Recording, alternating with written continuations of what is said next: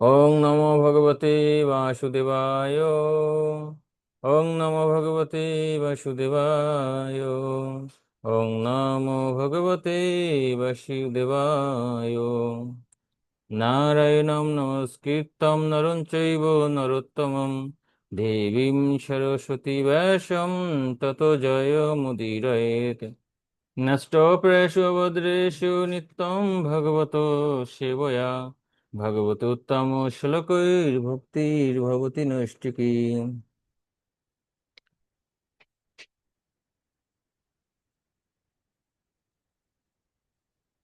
তো কেউ একজন বলবেন স্লাইড কি দেখা যায় আমাদের?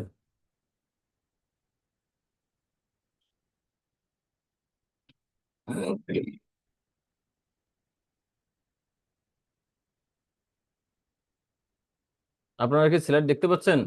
হরে কৃষ্ণ।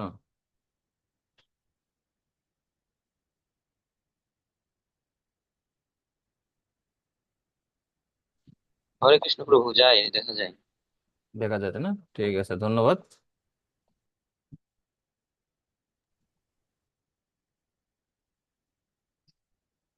আচ্ছা,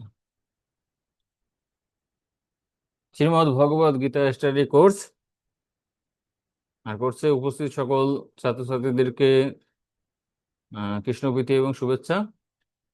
তো আমরা ষষ্ঠ অধ্যায় ধ্যান যোগে রয়েছি, কর্মশতকের একদম শেষ অধ্যায়। তো আজকে আমরা 10 থেকে 23 নম্বর শ্লোক পর্যন্ত আলোচনা করব। আর এখানেকার আলোচ্য বিষয় হচ্ছে অষ্টাঙ্গ যোগের অনুশীলন এবং সিদ্ধির স্তর। তো আমরা জানি একজন ধ্যান যোগী বা যিনি ধ্যান অনুশীলন করছেন, এই ধরনের ব্যক্তি দুই ধরনের হয়। এক ধরনের ব্যক্তি প্রাথমিক স্তরে রয়েছে বা অনুশীলন স্তরে রয়েছেন, আর এক ধরনের ব্যক্তি যিনি অষ্টাঙ্গ যোগে দীর্ঘদিন রয়েছেন, যিনি সিদ্ধির স্তরে রয়েছেন, অতি উন্নত স্তরে রয়েছেন। তো এই দুই ধরনের ব্যক্তি কিভাবে অষ্টাঙ্গ যোগের অনুশীলন করেন, সেটি আজকের আলোচ্য বিষয়। আমরা শ্লোক 10 থেকে 23 নম্বর শ্লোকে বিষয়বস্তুগুলো আলোচনা করার চেষ্টা করব।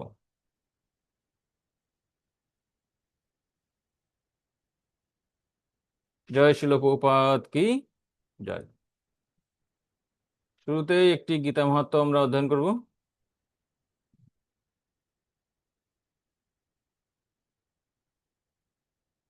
ভারত অমৃত সর্বস্বম বিষ্ণুর বক্তাদ বিনিঃসৃতম গীতা গঙ্গাদকম পিত্বা পুনর্জন্ম ন বিদ্যতে।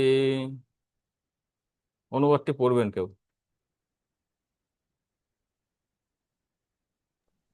হরে কৃষ্ণ। মহাভারতের সারসুধা বিষ্ণু মুখ নির্গত গীতারূপ গঙ্গাবাড়ি পান করলে পুনর্জন্ম হয় না। তো ভারত অমৃত সর্বসম মানে, ভারত বলতে এখানে মহাভারতকে বোঝানো হচ্ছে। তো মহাভারতের যে অমৃত বা নির্যাস, সেটি হচ্ছে ভগবদ গীতা। আবার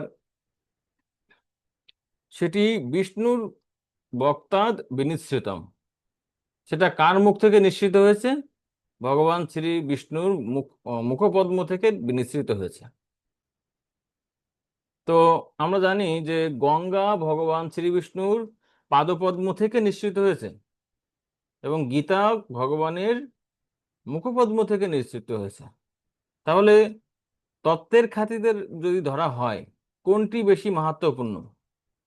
গীতা বেশি মাহাত্ম্যপূর্ণ, যেহেতু সেটি সরাসরি ভগবানের মুখ নিঃসৃত বাণী। আর এই গীতা যদি আমরা গীতার শিক্ষাগুলো জীবনে পালন করতে পারি, পিত্তয়া এখানে পান করার কথা বলা হচ্ছে, যেহেতু অমৃত, তো অমৃত জানি আমরা কি সেটি পান করতে হয়। তাই গীতা অমৃত আমাদের, আমরা যদি পিত্তয়া পান করি, আমরা যদি নিজের জীবন পালন করি, পুনর্জন্ম না বিদ্যতে, আমাদের আর পুনর্জন্ম হবে না, আমরা এই জীবনেই ভগবত ধামে গমন করতে পারবো।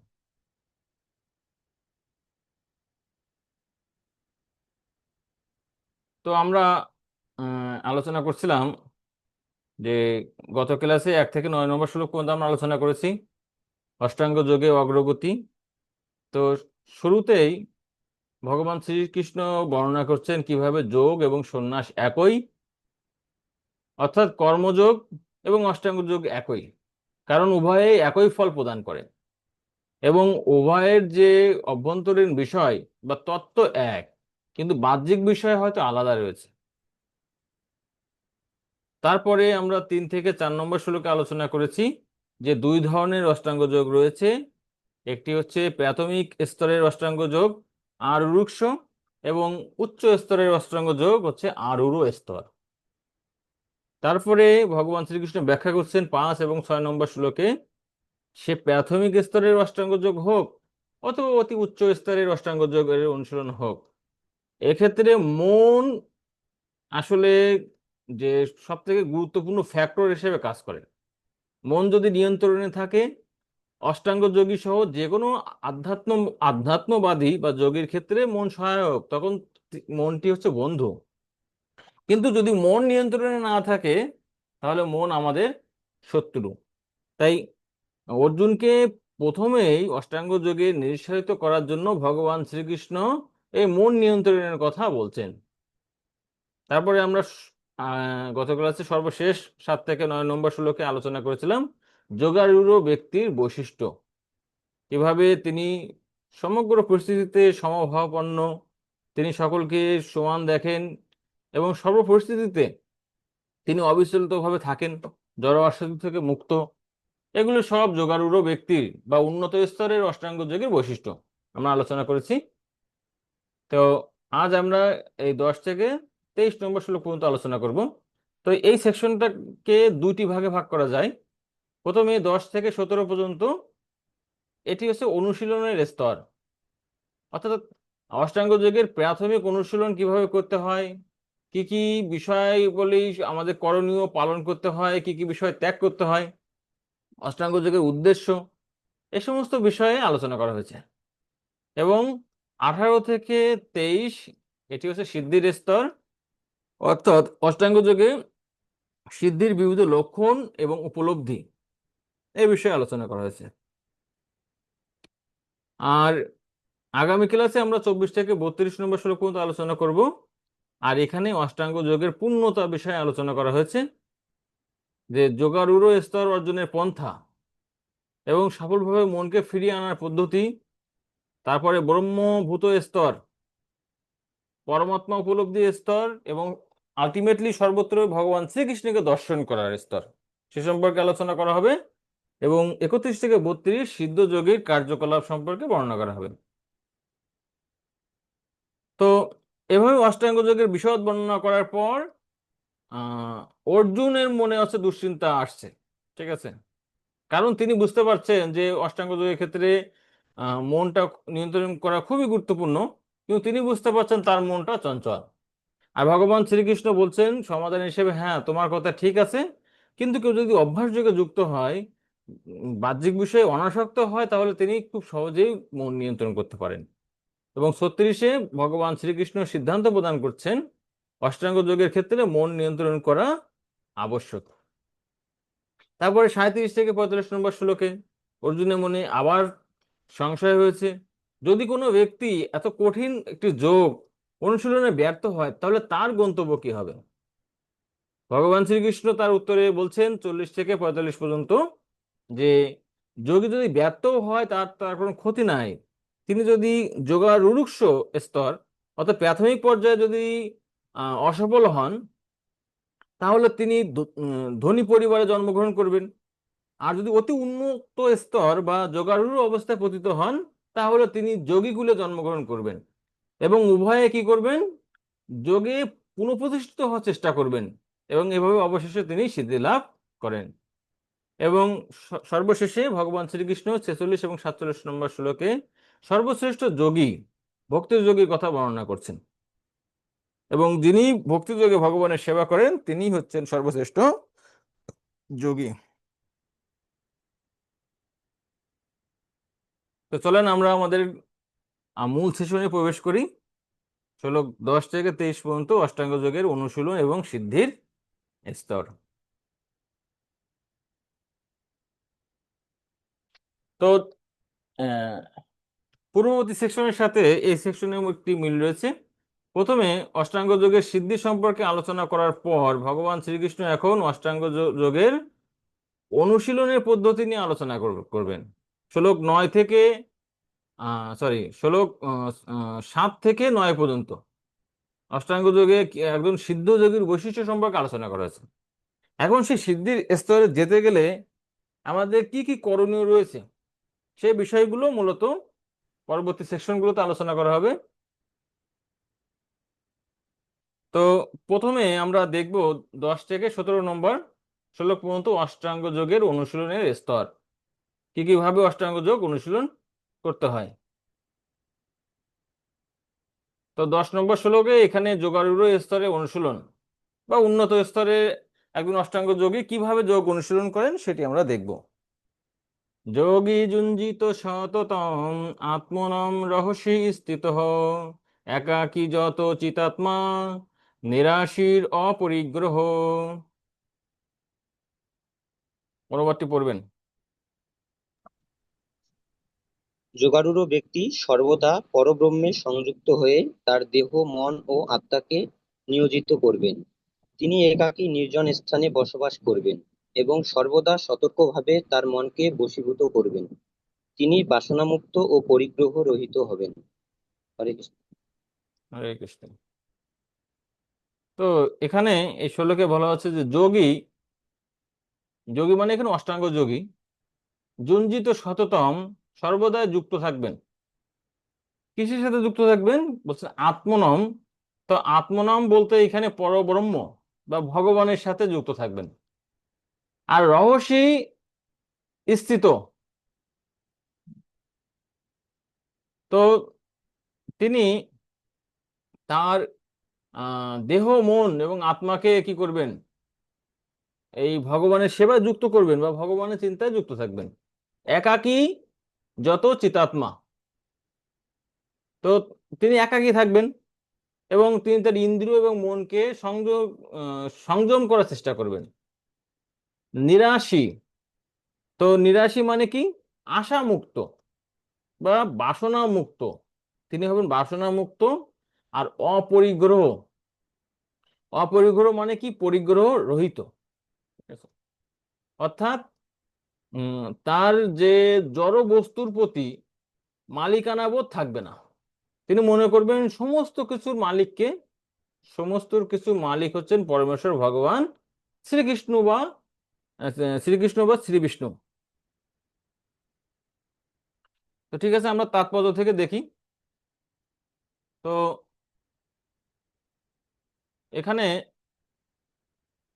শিল প্রভুপাদ সুন্দরভাবে, বিশেষ করে এই যখন আমরা এই ষষ্ঠ অধ্যায়ে আমরা দেখি, এখানে শিল প্রভুপাদ বিশদ তাৎপর্য প্রদান করছেন এবং অষ্টাঙ্গ যোগের প্রতিটি বিষয়, প্রতিটি পয়েন্ট শিল প্রভুপাদ কিভাবে আমরা কৃষ্ণ ভাবনাময় ভক্তিযোগে সেটিকে যুক্ত করতে পারি সে বিষয়ে বর্ণনা করছেন। কারণ যেহেতু এই কলিযুগের জন্য অষ্টাঙ্গ যোগ অনুশীলন করা প্রায় অসম্ভব, এটি আমাদের সর্বদাই মনে রাখতে হবে। তো তাৎপর্যের শুরুতে আপনারা কি দেখতে পাচ্ছেন? পিডিএফটা দেখা যায়?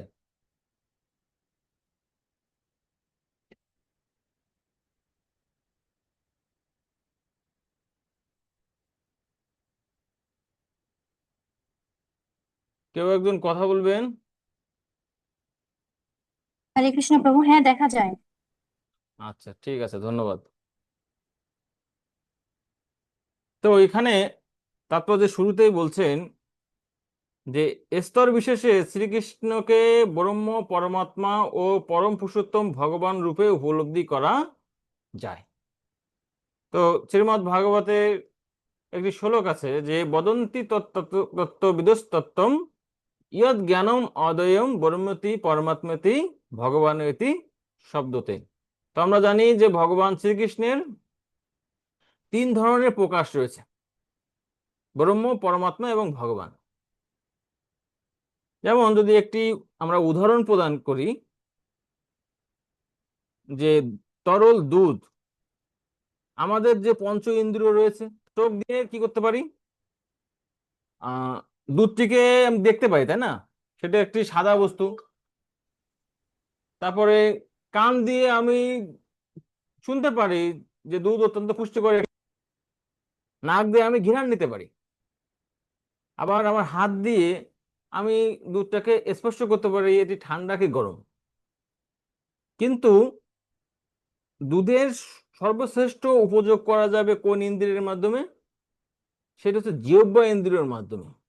আমি যখন দুধটিকে পান করব, তখন একই সাথে দুধের স্বাদ, তারপরে ঘ্রাণ, দুধের গুণাগুণ এবং দুধ খেলে যে পুষ্টি হয় সেটা আমি উপলব্ধি করতে পারবো। ঠিক তেমনি একজন সাধক ব্রহ্ম, পরমাত্মা এবং ভগবানের উপাসনা করতে পারে। তা আমরা জানি ব্রহ্ম হচ্ছে ভগবানের অঙ্গজ্যোতি, পরমাত্মা হচ্ছে ভগবানের অংশবিশেষ, এবং পরম পুরুষোত্তম ভগবান শ্রীকৃষ্ণ হচ্ছেন পূর্ণরূপ। তাই যিনি পরমেশ্বর ভগবান শ্রীকৃষ্ণের সেবা করেন, তিনি ইতিমধ্যেই ব্রহ্ম পরমাত্মার স্তর অতিক্রম করেছেন। তাই শ্রীল প্রভুপাদ বলছেন এখানে যে ভক্তি সহকারে সর্বক্ষণ ভগবানের সেবা করাই হচ্ছে কৃষ্ণ ভাবনামৃত। তো কিন্তু এই যে অষ্টাঙ্গ যোগীরা আবার দুই ধরনের আছে। প্রথম শ্রেণীর অষ্টাঙ্গ যোগী হচ্ছে নির্বিশেষ ব্রহ্মবাদী জ্ঞানী,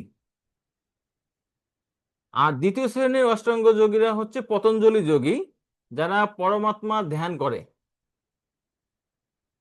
তো এরা উভয়ে কি শিল প্রভুপাদ বলছেন আংশিকভাবে কৃষ্ণ ভাবনাময়। কারণ নির্বিশেষ ব্রহ্ম হচ্ছেন ভগবানের দেহ নির্গত রশ্মিছটা, এবং সর্বব্যাপ্ত পরমাত্মা হচ্ছে ভগবানের আংশিক প্রকাশ। তো বোঝা গেছে? তো আমরা যদি এই যে ভক্তিযোগে যেটা যুক্ত আছি, হরিনাম জপ করছি, ভগবানের সেবা করছি, তার মানে আমরা কিন্তু এই যোগীদের মতো ধ্যান করার কিন্তু দরকার নাই।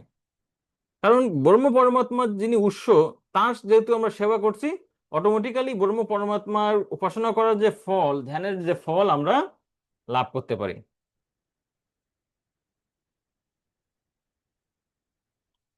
তো এখানে শিল প্রভুপাদ এই যে শ্লোকের যে বিষয়বস্তুগুলো, সেগুলো এখানে তাৎপর্য বর্ণনা করছেন। যে একজন যোগী কি করবেন, তার মনকে মনকে তিনি বশীভূত করবেন। যত চিতাত্মা, চিতাত্মা মানে তিনি তার মন, বুদ্ধি এবং আত্মাকে বশীভূত করবেন। তো একজন অষ্টাঙ্গ যোগীর ক্ষেত্রে বা একজন ভক্তি যোগীর ক্ষেত্রে প্রথম কর্তব্য কি? তার প্রথম কর্তব্য হচ্ছে তার মনকে ভগবান শ্রীকৃষ্ণের একাগ্র করা। আর এই একাগ্র করাকে কি, যে কখনোই ভগবান শ্রীকৃষ্ণকে ভুলে না যাওয়া। তো সেটি হচ্ছে এখানে মনকে নিয়ন্ত্রণ করা। আমি যদি আহ শিল প্রভুপাদ বলছেন যে আমরা একদম যে চিন্তা করা বাদ দিতে পারি না, কিন্তু কিন্তু খুব সহজে একজন ভক্ত যখন ভগবানের কথা চিন্তা করে, আর সেটি হচ্ছে তার মন নিয়ন্ত্রণ। তার যে বুদ্ধি দিয়ে যদি তিনি ভগবানের জন্য কর্ম করেন, ভগবানের চিন্তা করেন, সেটি হচ্ছে বুদ্ধির নিয়ন্ত্রণ। আর এর মাধ্যমে মন বুদ্ধিকে খুব সহজে একাগ্র করা যায়, এবং যাকে বলা হচ্ছে সমাধি। তো দ্বিতীয় পয়েন্টটা এখানে শিল প্রভুপাদ যেটা এখানে আমরা আলোচনা করছেন, যে একজন যোগী তিনি একাকী নির্জন স্থানে বসবাস করবেন।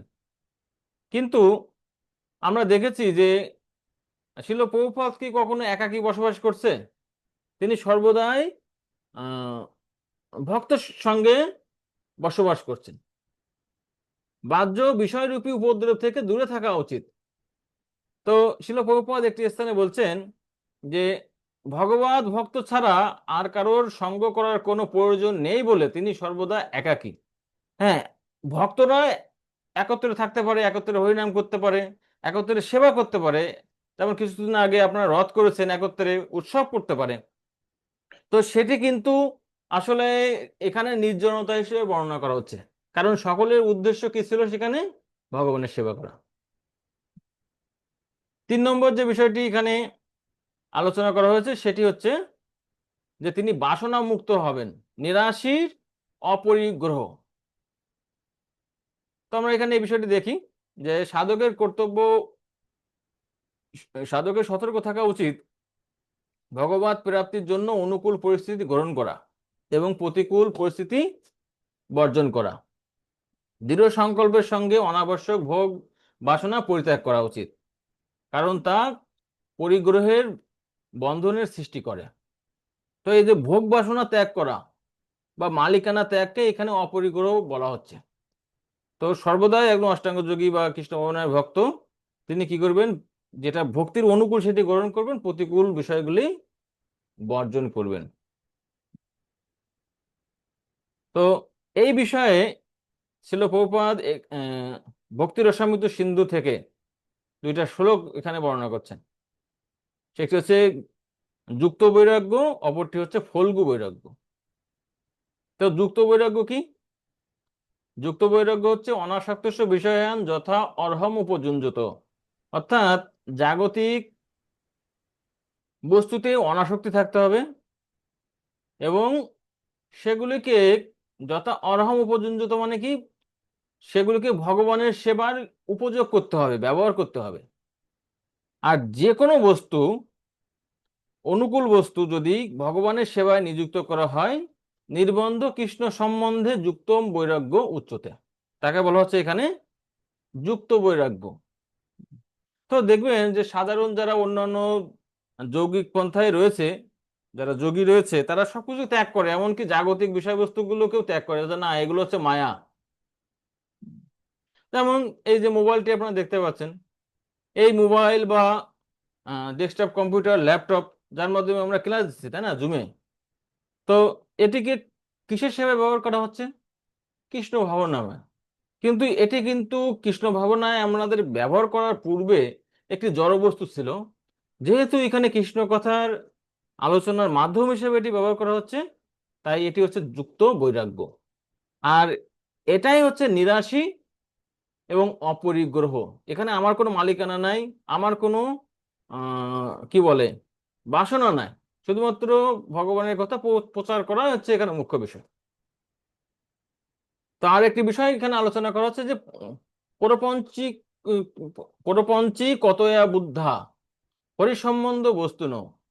যারা নির্বিশেষ যোগী বা জ্ঞানী, তারা কি চিন্তা করে যে আমি যদি ভগবানের সেবাও যদি মোবাইলটি ব্যবহার করি, তারা কি বলবে, ও এটি তো প্রপঞ্চ, এটি তো জড়।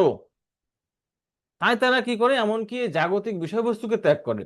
মুমুক্ষুবি পরিত্যাগ, মুক্তি লাভের জন্য তিনি ত্যাগ করেন বৈরাগ্যম ফল্গুম কথ্যতে। আর এই ধরনের বৈরাগ্যকে বলা হয় ফল্গু বৈরাগ্য। তো শিল প্রভুপাদ এখানে পরবর্তী যে বিষয়টি আলোচনা করছেন তাৎপর্য, সেটি হচ্ছে আমরা এখান থেকে দেখি যে তিনি সর্বদাই পরব্রহ্মে যুক্ত থাকেন বা ভগবানে যুক্ত থাকেন। তো সেটি শিল প্রভুপাদ এখানে বলছেন, এই সমস্ত সাধন ও সতর্কতার পূর্ণ পালন তিনি করতে পারেন যিনি সর্বতোভাবে কৃষ্ণ ভাবনাময়। কারণ সর্বতোভাবে কৃষ্ণ ভাবনায় হওয়ার মানেই সম্পূর্ণরূপে ভগবানের কাছে আত্ম উৎসর্গ করা। আচ্ছা, তারপরে আমরা এখানে আলোচনা করব পরের শ্লোকটি। পরে এই 11 থেকে 12 নম্বর শ্লোক, এই দুটি শ্লোকে এখানে এখানে অষ্টাঙ্গ যোগের অনুশীলন, সাধারণ অনুশীলন, কিভাবে একজন নতুন অষ্টাঙ্গ যোগী তিনি অনুশীলন করবেন সে সম্পর্কে বর্ণনা করা হচ্ছে।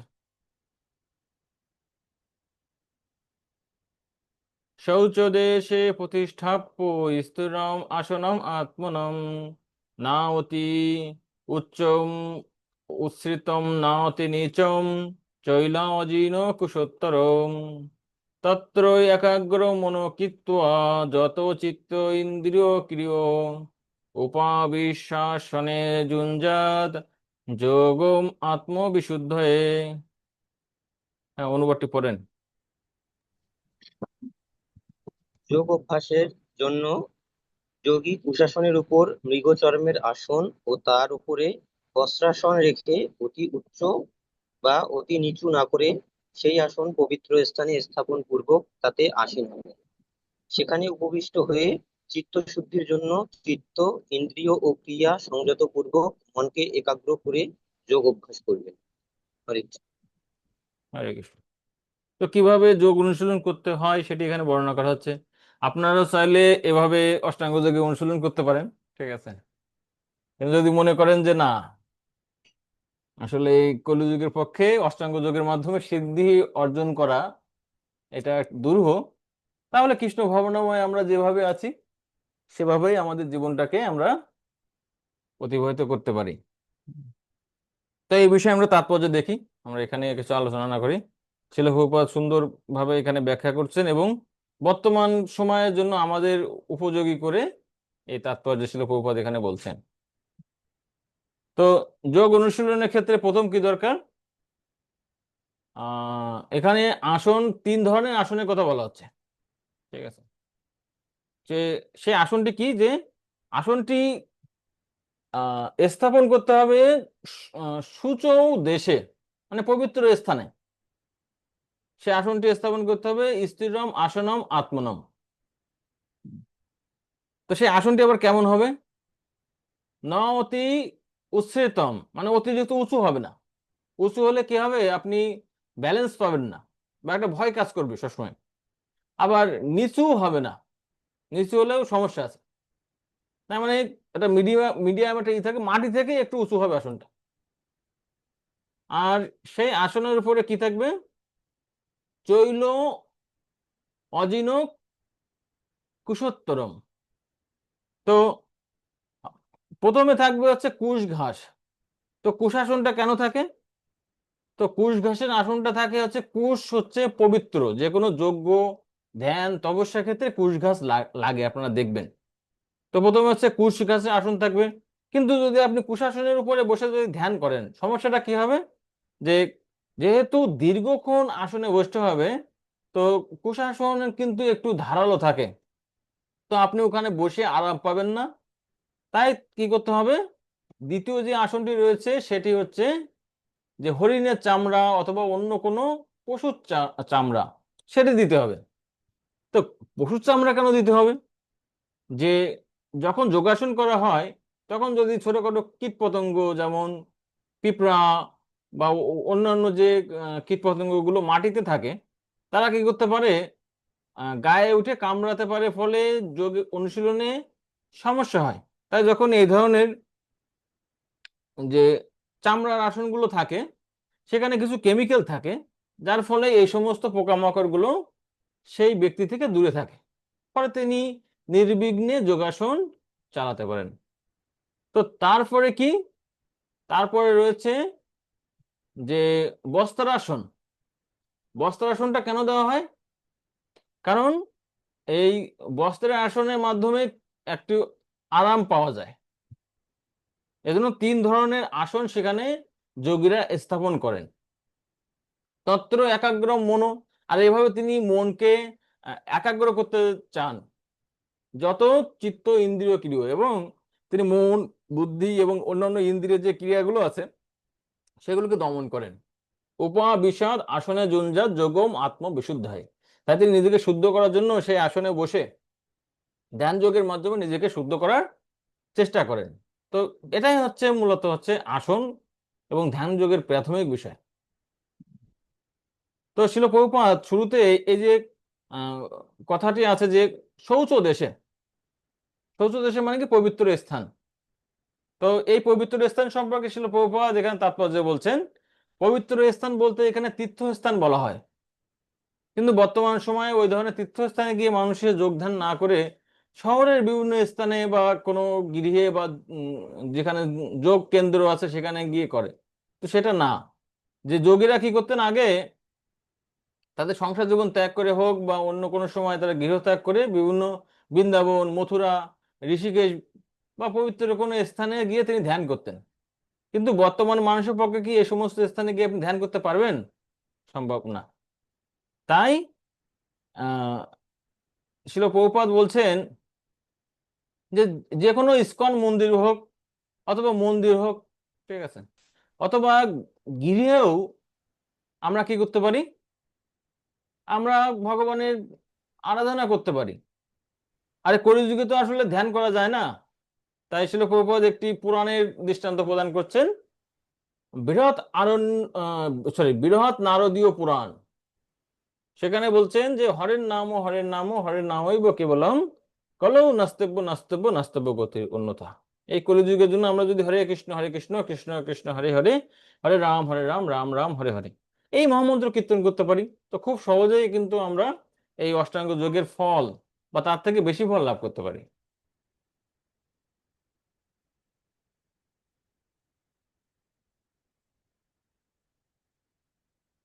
তো পরে 13 থেকে 14 পর্যন্ত অষ্টাঙ্গ যোগের সাধারণ অনুশীলন আমরা এখানে দেখব। 11, 12, 2টি শ্লোকে আমরা আসন সম্পর্কে দেখেছি এবং মনটাকে একাগ্র কথা বলা হচ্ছে। এখানে আর পরবর্তী বিস্তারিত কথা বর্ণনা করা হচ্ছে।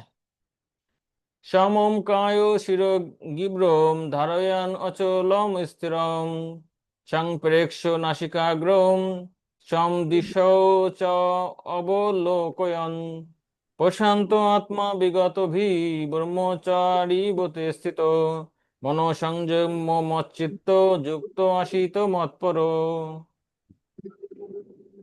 অনুবাদটি পড়বেন। শরীর, মস্তক ও গ্রীবাকে সমানভাবে রেখে এবং অন্যদিকে দৃষ্টি নিক্ষেপ না করে নাসিকার অগ্রভাগে দৃষ্টি নিবদ্ধপূর্বক প্রশান্তাত্মা, নির্ভয় ও ব্রহ্মচর্য ব্রতে স্থির পুরুষ মনকে সমস্ত জড় বিষয় থেকে প্রত্যাহার করে আমাকে জীবনের চরম লক্ষ্যরূপে স্থির করে এবং হৃদয়ে আমার ধ্যানপূর্বক যোগ অভ্যাস করবেন।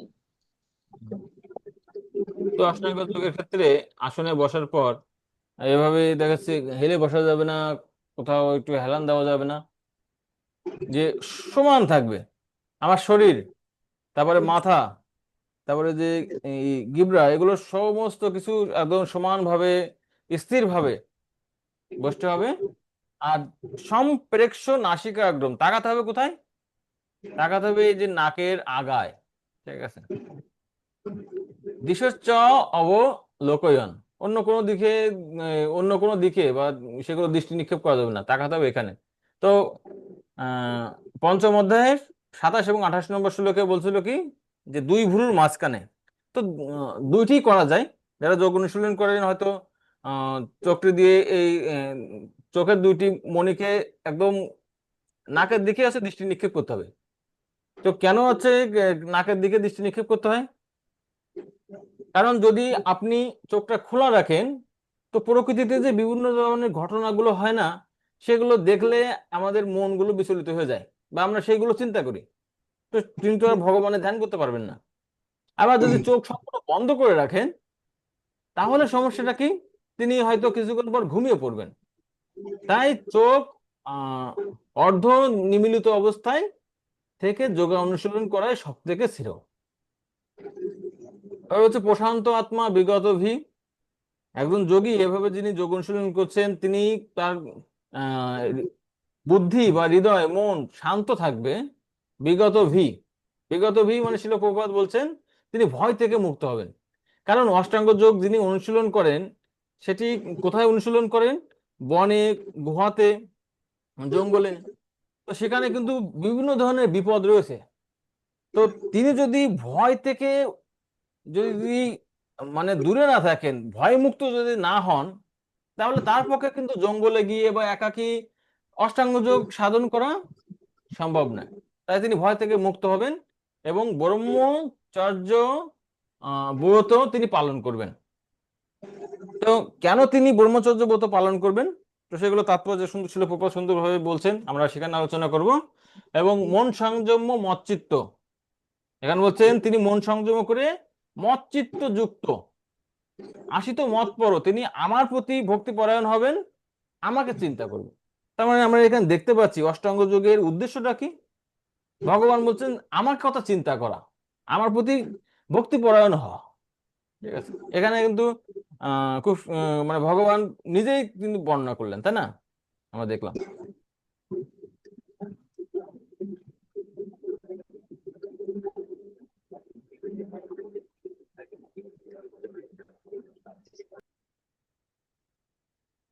তো এখানে দেখেন তাৎপর্য বলছেন শিল প্রভুপাদ, জীবের হৃদয়ে বিরাজমান পরমাত্মারূপী শ্রী বিষ্ণুকে উপলব্ধি করতে হলে পূর্ণ ব্রহ্মচর্য পালন করতে হয়। কেউ যদি মানে ব্রহ্মচারী না হন, ব্রহ্মচর্য পালন না করেন, তাহলে তিনি ভগবানকে উপলব্ধি করতে পারবেন না, বিশেষ করে ধ্যান যোগের ক্ষেত্রে। হুম। তো এখানে শিল প্রভুপাদ বলছেন যে দুই ধরনের ব্রহ্মচারী আছে। এক ধরনের ব্রহ্মচারী হচ্ছে নৈষ্ঠিকী ব্রহ্মচারী, আর এক ধরনের ব্রহ্মচারী হচ্ছে উপকুর্বণ ব্রহ্মচারী। উভয়ে গুরুকুলে যান। নৈষ্ঠিকী ব্রহ্মচারী তিনি যদি উপলব্ধি করতে পারেন যে, সরি, উভয়ে তো ব্রহ্মচারী, তো যিনি উপলব্ধি করতে পারেন তার পক্ষে ব্রহ্মচর্য পালন করা সম্ভব, তিনি পরবর্তীতে সন্ন্যাস গ্রহণ করেন। এই ধরনের ব্রহ্মচারীকে বলা হয় নৈষ্ঠিকী ব্রহ্মচারী।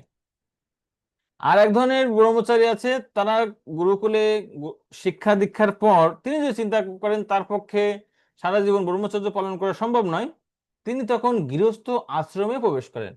তাই ব্রহ্মচারী আশ্রম, গৃহস্থ আশ্রম, বানপ্রস্থি আশ্রম, সন্ন্যাস আশ্রম, সবগুলোই আশ্রম। আশ্রম শব্দের অর্থ কি? যে যেখানে কৃষ্ণ ভাবনামৃতের অনুশীলন করা হয়। তো এমন বিষয় না যে আধ্যাত্মিক জীবনের ক্ষেত্রে আমাদের সকলকে ব্রহ্মচারী হতে হবে। কেউ যদি গৃহস্থ হোক, সেটাও কোনো সমস্যা নাই। এখানে যেটি বলছেন যে মনোসংযম ও সমস্ত রকমের ইন্দ্রিয় তর্পণ, বিশেষ করে যৌন জীবন পরিত্যাগের অভ্যাস করতে হয়। আর এই ব্রহ্মচর্য সম্পর্কে এখানে একটি শ্লোক প্রদান করা হচ্ছে। যাজ্ঞবল্ক্য তিনি বলছেন যে কর্মণা মনুষ্য বাচা সর্ব অবস্থাসু সর্বদা সর্বত্র মৈথুন ত্যাগ ব্রহ্মচর্যম পরচাক্ষতে। তো ব্রহ্মচর্য শব্দ অর্থ কি? যে আমার কায় মন বাক্যের মাধ্যমে আমাকে মৈথুন ত্যাগ করতে হবে। তো কলিযুগের তো এত কঠোর ভাবে তো আসলে ই করা সম্ভব নয়। তো এখানে যে সব দিক থেকে যিনি হচ্ছে মৈথুন ত্যাগ করেন তিনি হচ্ছে ব্রহ্মচারী। আবার এখানে বর্ণনা করা হচ্ছে যে যারা গৃহস্থ আশ্রমে রয়েছেন তাদেরকেও ব্রহ্মচারী হিসেবে গণ্য করতে হবে যদি তারা সুনিয়ন্ত্রিত ভাবে স্ত্রী সঙ্গ করে, শুধুমাত্র কৃষ্ণ ভক্ত সন্তান উৎপাদন করার জন্য। তিনিও হচ্ছে ব্রহ্মচারী।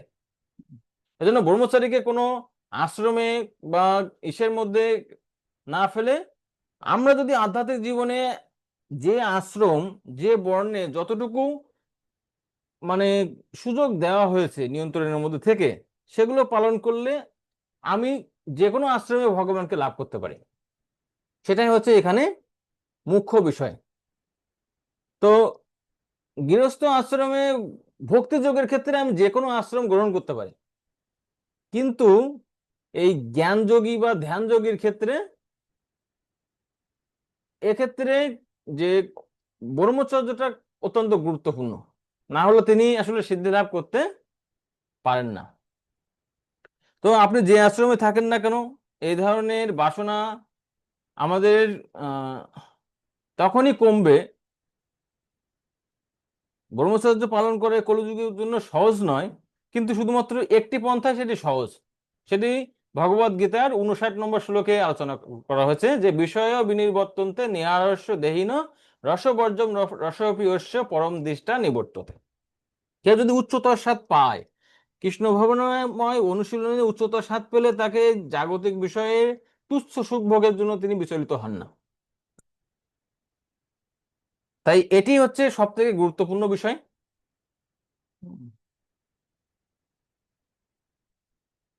আচ্ছা, তো এখানে আলোচনা করছে যিনি কৃষ্ণ ভাবনায় যুক্ত হয়েছে তিনি হচ্ছে নির্ভীক, তার কোনো ভয় থাকে না, আর তিনি হচ্ছেন সর্বশ্রেষ্ঠ যোগী। তো ঠিক আছে, আমরা 15 নম্বর শ্লোক এখানে আলোচনা করব। 15 নম্বর শ্লোক এখানে আলোচনা করছে অষ্টাঙ্গ যোগের লক্ষ্য সম্পর্কে। 15-16 দুইটা শ্লোকে।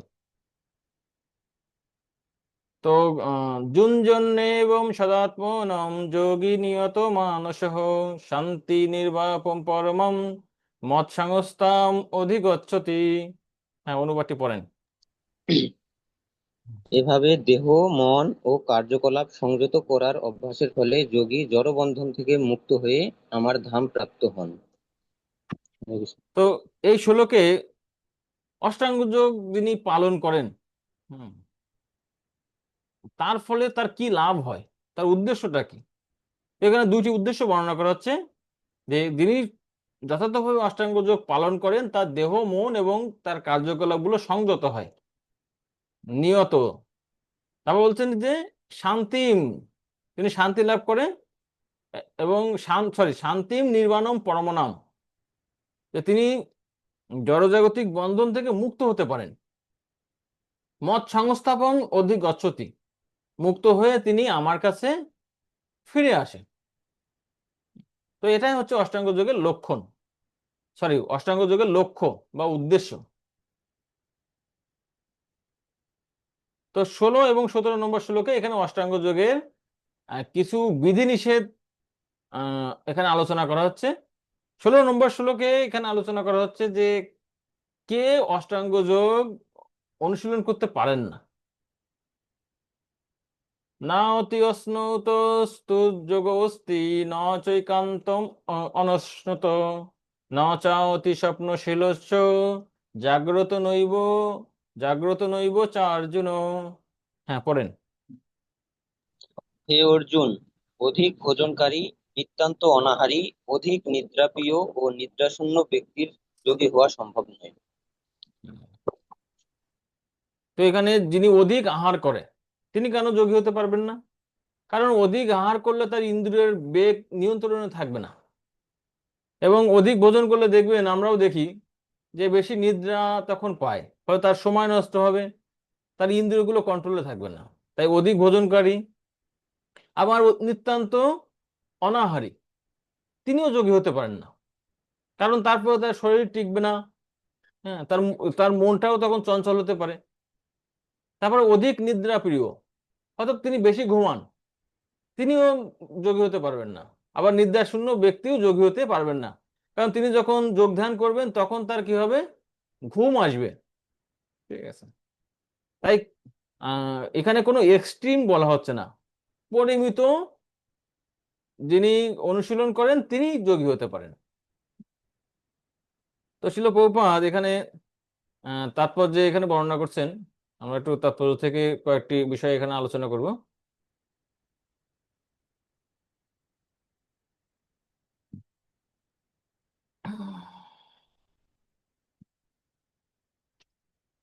যেখানে বলছে যে প্রয়োজনে অতিরিক্ত আহার করে সে ঘুমন্ত অবস্থায় নানা রকম স্বপ্ন দেখে এবং তার ফলে সে প্রয়োজনের অতিরিক্ত ঘুমায়। 6 ঘন্টার বেশি ঘুমানো কারো পক্ষে উচিত নয়। আর যদি কেউ 6 ঘন্টার বেশি ঘুমায়, শিল প্রভুপাদ বলছেন তিনি অবধারিতভাবে তমগুণের দ্বারা আচ্ছন্ন। এ ধরনের ব্যক্তি হচ্ছে অলস এবং নিদ্রাতুর, তাই এ ধরনের মানুষ যোগ অনুশীলন করতে পারে না। 17 নম্বর শ্লোক এখানে বলা হচ্ছে যে তাহলে কে যোগ অনুশীলন করতে পারে, তার যোগ্যতা কি?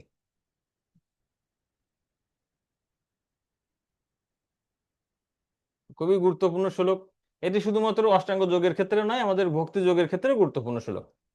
যুক্ত আহার বিহারস্য যুক্ত শ্রেষ্ঠস্য কর্মসু যুক্ত স্বপ্ন বোধয়স্য যোগ ভবতি দুঃখহা। পড়েন। যিনি পরিমিত আহার ও বিহার করেন, পরিমিত প্রয়াস করেন, যার নিদ্রা ও জাগরণ নিয়মিত, তিনি যোগ অভ্যাসের দ্বারা সমস্ত জাগতিক দুঃখের নিবৃত্তি সাধন করতে পারেন। হম তো এর আগের নম্বর শ্লোকে বলছেন যে অতিরিক্ত আহারকারী, অতিরিক্ত নিদ্রাকারী তিনি যোগী হতে পারেন না। এখানে বলছেন কি যে কে পারবে পরিমিত আহার এবং বিহার মানে বিচরণ করা, পরিমিত প্রয়াস। যে কোনো কর্ম যোগের ক্ষেত্রেও আমরা যদি অতিরিক্ত কিছু করতে যাই, বা ভক্তি যোগের ক্ষেত্রে দেখবেন অনেকে যখন ভক্তি যোগ আমরা শুরু করি, 16 মালা 32 মালা 64 মালা করি, কতদিন করতে পারি? 3-4 দিন পরে আমরা কি আবার সেই আগের স্থানে ফিরে আসি না? তো এটা আসলে অনেক সময় উৎসাহ থাকে প্রাথমিক পর্যায়ে, এজন্য আপনি 4 মালা জপ করেন, 8 মালা জপ করেন, 16 মালা জপ করেন, নির্দিষ্ট একটা করেন। ঠিক আছে, অতিরিক্ত না, আবার একদম কমও না। ঠিক আছে, এজন্য পরিমিত যখন আমরা করব তখনই আমরা সাফল্য লাভ করতে পারবো। এখানে বলছে যে যোগ ভবতি দুঃখ হা, আমরা যদি যোগ অনুশীলন করে আমাদের জাগতিক দুঃখ নিবৃত্তি হোক বা ভগবত ধাম গমন, যখন আমরা এভাবে পরিমিত জিনিসটাকে গ্রহণ করতে পারবো।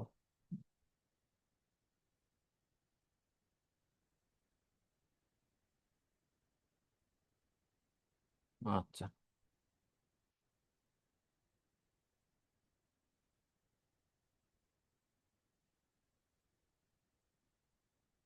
তো এখানে ছিল প্রভুপাদ, আমরা লাস্টের প্যারাটা পড়ি। এই তাৎপর্যগুলো অনেক সুন্দর।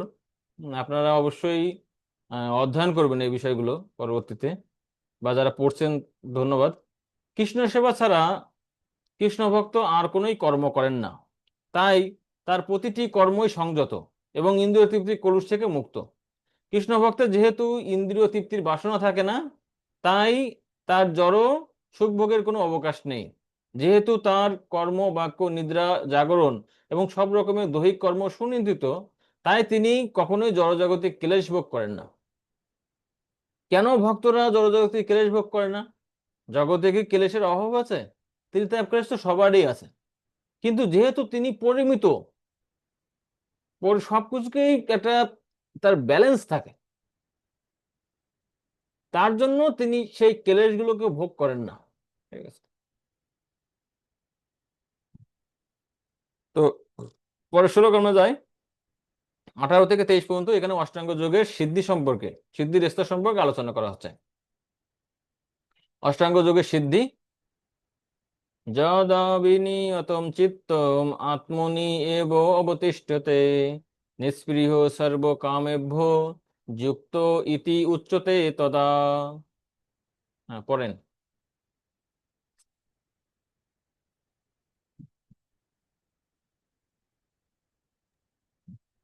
হরে কৃষ্ণা। যোগী যখন অনুশীলনের দ্বারা চিত্তবৃত্তির নিরোধ করেন এবং সমস্ত জড় কামনা বাসনা থেকে মুক্ত হয়ে আত্মাতে অবস্থান করেন, তখন তাকে যোগ যুক্ত বলা হয়। হরে হুম, কৃষ্ণ। হরে কৃষ্ণ। তো এতক্ষণ আমরা আলোচনা করলাম 17 পর্যন্ত অনুশীলনের স্তর 10 থেকে। এখন লিঙ্কটা হচ্ছে কি, যে যিনি সিদ্ধ যোগী রয়েছেন তিনি কি করেন, যে যদা বিনি বিনিয়তম চিত্তম আত্মনি অবতিষ্ঠতে, তিনি কি করেন, যোগের অনুশীলনের দ্বারা তার যে চিত্তবৃত্তি তিনি নিরোধ করেন। মানে জাগতিক বাসনা, তারপরে মানসিক চঞ্চলতা, ইন্দ্রিয়ের যে কি বলে বিষয়গুলো আছে, সেগুলোকে তিনি দমন করতে পারেন। এখানে নিস্পৃহ সর্বকামেভ্য, সর্বকামেভ্য মানে কি, সমস্ত ধরনের কামনা বাসনা থেকে তিনি নিষ্ক্রিয়। আর তখন তাকে বলা হচ্ছে যোগযুক্ত বা অষ্টাঙ্গ যোগের সিদ্ধ অবস্থা। আর এই টার্মকে আমরা বলি যোগারূঢ় স্তর, তাই না, উন্নত স্তর যেটা।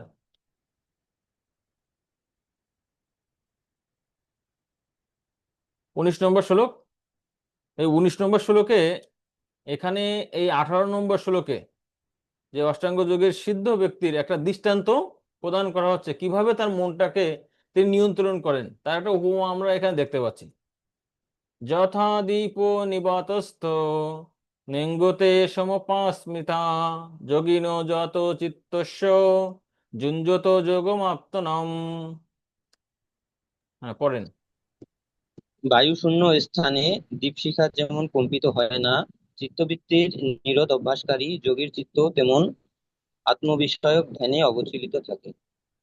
হুম, তো দেখেন এখানে সুন্দর একটি আহ দৃষ্টান্ত দেওয়া হচ্ছে। যদি কোথাও একটি মোমবাতি থাকে, না আপনি বলতে পারেন না যে বায়ুশূন্য স্থানে তো দ্বীপ, মানে বায়ু না থাকলে তো আসলে কোনো আগুনই জ্বলে না। হ্যাঁ, এটি আসলে শাব্দিক অর্থে নয়, মানে যেখানে কোনো বাতাসের প্রবাহ নাই, সেখানে যদি আপনি কোনো প্রদীপ যদি জ্বালিয়ে রাখেন, সেটা কিন্তু স্থির থাকবে, সেটা কিন্তু নড়বে না। কিন্তু আপনি যদি সেখানে একটু মুখ দিয়ে ফু দেন, অথবা বাতাস, ফ্যানের বাতাস হয়, দেখবেন সেটি নড়াচড়া করবে। ঠিক তেমনি যোগীর যে হৃদয়, যোগীর মন, বুদ্ধি, সেগুলো কি, সেগুলি হচ্ছে বায়ুশূন্য স্থানের মতো। আর যেহেতু তার কোনো জাগতিক বাসনা নাই, এই বাসনা হচ্ছে এখানে বাতাসের সঙ্গে তুলনা করা হচ্ছে, তাই তার মন কখনো বিচলিত হন না, বুদ্ধি কখনো যোগ অনুশীলন থেকে বিরত হয় না, ইন্দ্রিয়গুলোকে তার যোগ অনুশীলনে বাধা সৃষ্টি করে না। তিনি অত্যন্ত চমৎকার ভাবে এই আধ্যাত্ম সাধনায় বা যোগ অনুশীলনে তিনি রত থাকতে পারেন।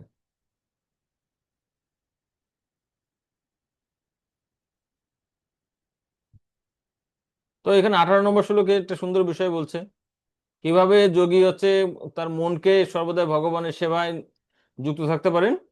সেটা হচ্ছে শ্রীমদ্ ভাগবতের কিছু শ্লোক এখানে বলা হচ্ছে। মানে আমরা যারা ভক্তিযোগী রয়েছে, আমরা কিভাবে আমাদের মনগুলোকে ভগবানের সেবায় নিযুক্ত করব, আমরা কিভাবে বাসনার দ্বারা মুক্ত থাকতে পারি।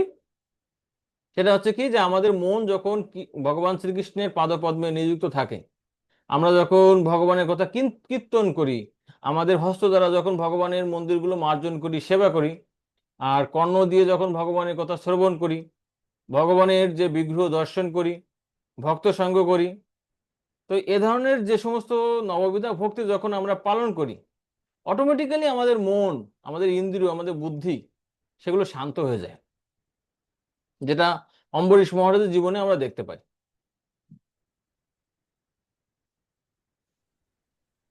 তো 19 নম্বর শ্লোকে এখানে তাৎপর্য নাই, যাই হোক 19 নম্বরের তাৎপর্য এবং 18 নম্বরে 18 নম্বর শ্লোকে দেওয়া আছে।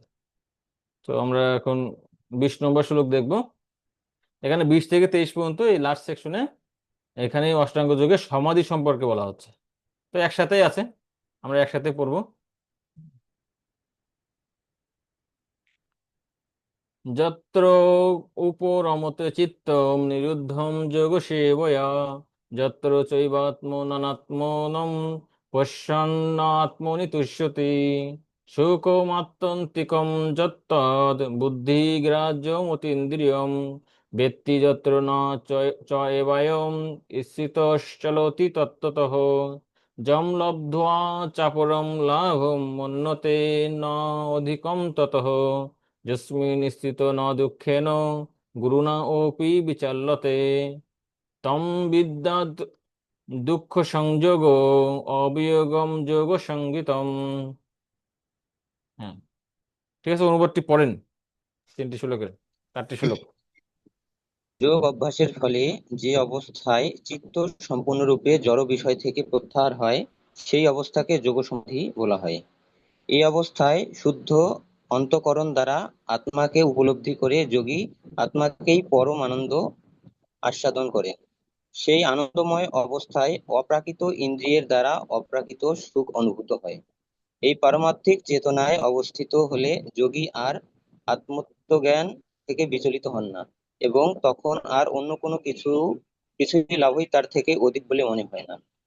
এই অবস্থায় স্থিত হলে চরম বিপর্যয়েও চিত্ত বিচলিত হয় না। এটি জড়জগতের সংযোগজনিত সমস্ত দুঃখ দুর্দশা থেকে প্রকৃত মুক্তি। তো এটাই হচ্ছে অষ্টাঙ্গ যোগের সমাধির স্তর।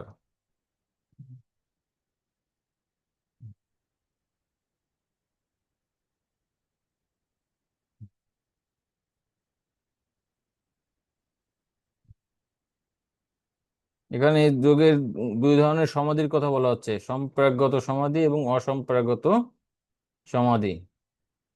নানা রকম দার্শনিক অন্বেষণ দ্বারা অপ্রাকৃত স্থিতিকে বলা হয় সম্প্রাজ্ঞত সমাধি। মানে জ্ঞান যোগীরা তারা বিভিন্ন ধরনের দার্শনিক অন্বেষণ করেন। আর অসম্প্রাজ্ঞত সমাধি কি, কোনো রকম জড় বিষয়ানন্দ ভোগের প্রতি সম্বন্ধ থাকে না, ইন্দ্রিয় সুখ ভোগের অতীত। এটা 2 ধরনের যোগী রয়েছে।